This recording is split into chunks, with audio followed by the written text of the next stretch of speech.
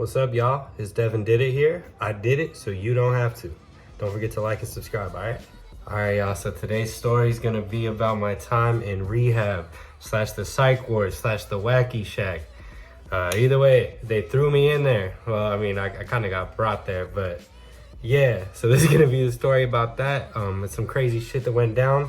We're gonna get into it. First off, we're gonna go ahead and rip the pen. I hope you're taking a rip with me. Cheers.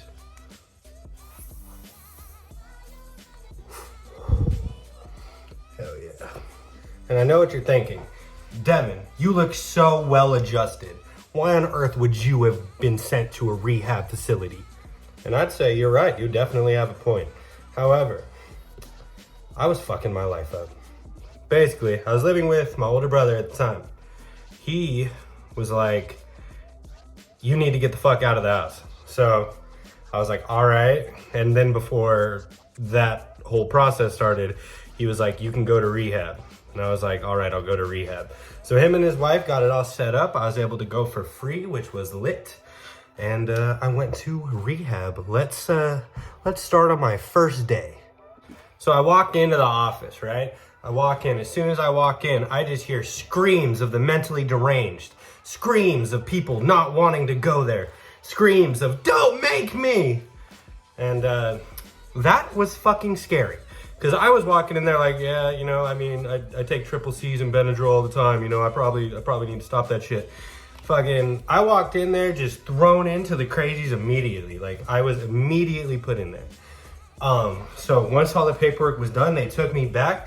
They made me take off all my clothes. They drew a nice picture of me with all my beautiful tattoos on me.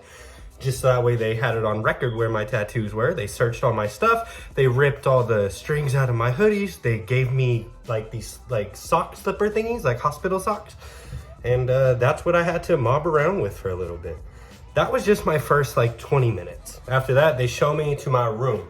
My roommate, I don't really remember his name. He was a very tall, really built dude though. He was kind of intimidating. And he was in there for being, he called it SVI or some shit like that. Severely mentally ill, SMI.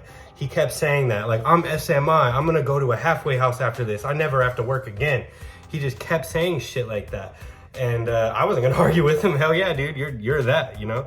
I only ever saw him turn up once, and it was actually during a basketball game. He was open, no one passing the ball. Homeboy turned up, you know, shit happens. But that was my roommate, fucking walking there terrified. You know, we exchanged pleasantries. What's up? What's up? Fucking, and yeah, that was me meeting my roommate. That was like 30 seconds of time, you know? So I meet my roommate. I walk out into the day room, where they have a TV, a tray full of snacks and shit. And I get to meet all of these other fantastic, crazy characters. The first bitch I meet is a bitch named Audrey. And she has holes in her face from meth as big as this frozen sausage patty. I'm using this shit for reference at this point. That bitch had giant holes in her face. She had giant holes all over her body. And she was obviously in there for meth. As soon as she sees me, she walks up to me and says, did they give you your Ambien yet? Just stares right at me and just, did they give you your Ambien yet?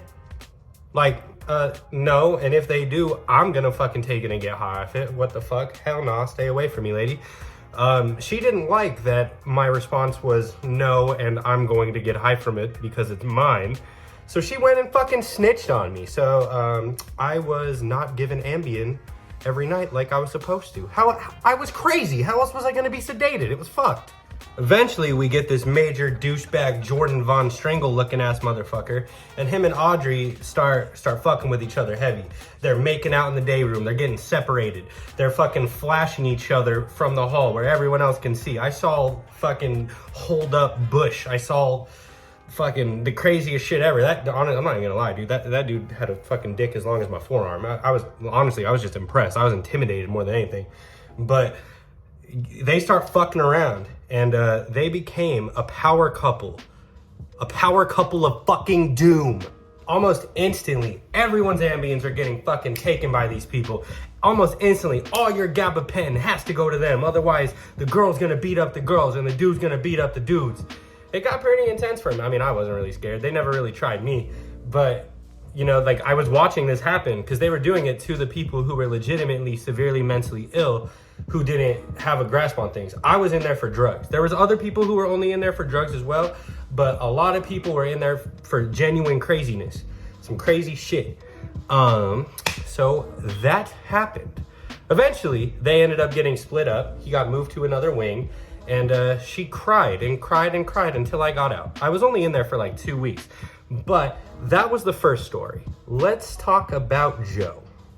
Joe was easily the craziest motherfucker in there. He was in there for being addicted to hot railing, is what he said. And then when he explained it to me, he said he would do heroin and meth at the same time using like a fucking nectar collector type shit. I don't understand it. Like every time I did heroin, it was on like foil, bro. Like I never did any crazy shit like that. But when he told me that, I was like, all right, I respect this dude. This dude's not crazy. This dude's just a fucking addict like me. I'm gonna hang out with him. He was absolutely fucking crazy. Okay, it was my third day there. My third day, we're sitting there. He's watching TV. He falls asleep as he's watching TV. He's watching like Law and Order or some bullshit like that. You know what I mean?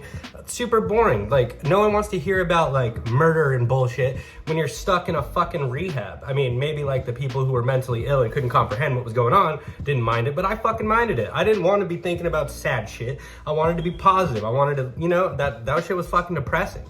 So he fell asleep. I took the fucking remote and I put on South Park. You know what I mean? This motherfucker immediately shoots the fuck up and says, put that shit back. Look, I'm not a bitch, all right? I promise I'm not a bitch.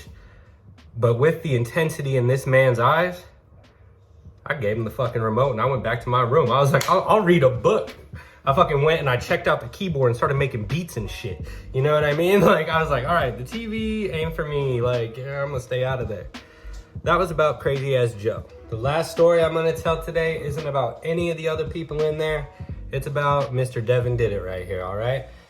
I had a nicotine patch fucking operation to get unlimited nicotine patches. It was like a fucking money hack in real life, but instead of money, it was nicotine patches. It was amazing.